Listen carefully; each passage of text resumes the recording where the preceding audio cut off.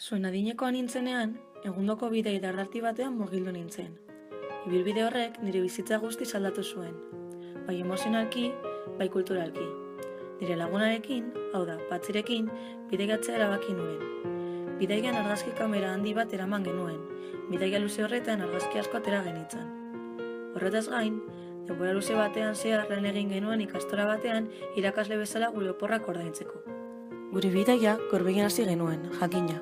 Gure etxetik Gasteizeko autobus geltokira abiatu ginen bizikletaz. Hortik hasita, Bilbora joateko 2 bilete erosi genituen. Hara iristean, portura abiatu ginen itsasontzi bat hartzeko, Mikonosera iristeko. Mikonos, Greziako irla famatuena da.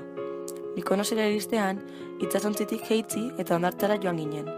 Agios Sotis Beach hain zuzen ere. Zein ondo egon ginen. Gero, historia pizka bat ikasteko, Delosen hondamendi famatuak bizitatzera animatu ginen. Delos, erlijio gune garrantzitsua izan zen. Uhartea, antzinako grezietarrentzat inguru sakratua zen, eta garbia mantentzeko neurri desberdinak hartu zuten. Horrela, jainkoei otoitz egiteko leku segurua izaten jarraituko lukeela. Bidaiaren hurrengo geldialdia Egipto izan zen. Bertara heltzeko Mikonosen itsasontzia hartu genuen. Zoritzarrez, Patxi zorabiatu egin zen, eta ontzi gainetik behera botak egin zuen. Kairora iritzitakoan giza piramide handira jo genuen. Gizako piramide handia edo Keopsen piramidea munduko 7 piramidetako bat da. Hau da, antzinako 7 eraikinik azpimagarrienetako bat. Egiptoarrek eraiki zuten. Asko gustatu zitzaigun, baina beroa jasanezina izan zen. Ganbeluan ere ibili ginen, azer nolako basalpiztiak, zintzoak ematen dute, baina... Hotelera neka-neka heldu ginen, eta loseko geratu ere. Hurrengo egunean, Gizako esfinge handia bizitatzera joan ginen. Nilo ibaiaren mendebaldeko ibarrean dagoen estatua monumental bat da. Harrigarria da ikustea horrelako monumentuak egipziarrek egiteko zeukaten trebezia. Askotan, uste izan da estralurtarrak lagundu egin zituztela.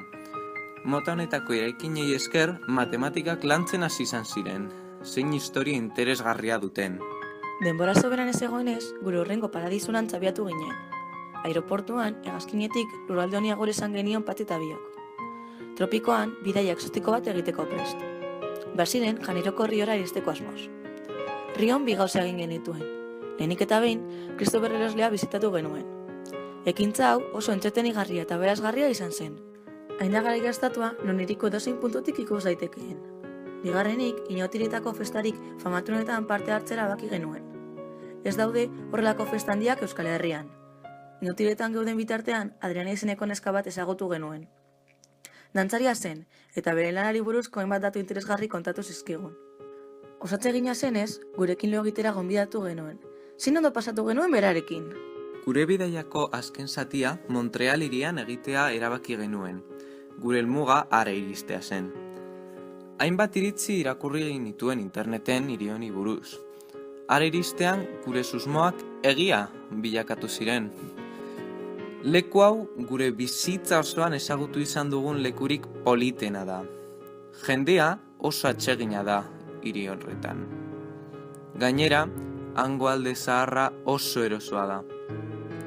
Bidaia hau gure bizitza guztiz aldatu zigun, toki hau batez ere. Ez dut inoiz ez horrelako leku zoragarriagorik ikusi, gure etxeaz gain. Pena handiz, kontatu dizuedan historia hau nire etxean kontatzen ari dizuet. Bidaiatik bueltatu behar izan baikenuen. Hala ere, ikusi dugun guztia gure oroimenean, egongo da behin betirako.